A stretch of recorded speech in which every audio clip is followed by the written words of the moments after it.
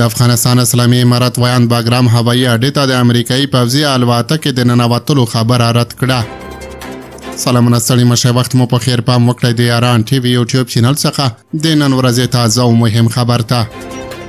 د افغانستان اسلامي امارت ویان د باګرام هوایي اډه کې د امریکایي پوځي الوتکې د کېناستو خبره رد کړه او ویل چې افغانستان ته د امریکایي عسکرو د ننوتلو امکان نشته.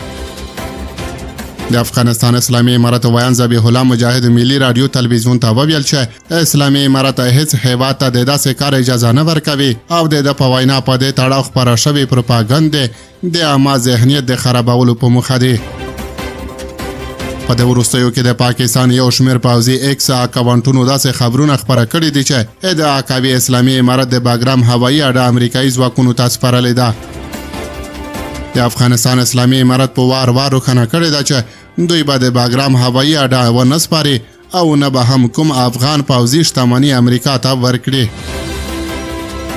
لا بلې خوا پاکستان تش په نامه د ترهګرۍ پر وړاندې د جګړې پر مهال د میلیارډونو ډالرو په بدل کې د خپلو پاکستاني اتباعو د سپارلو سربیره شمسي چکباباد او پسني هوایي اډې امریکا ته وسپارلې.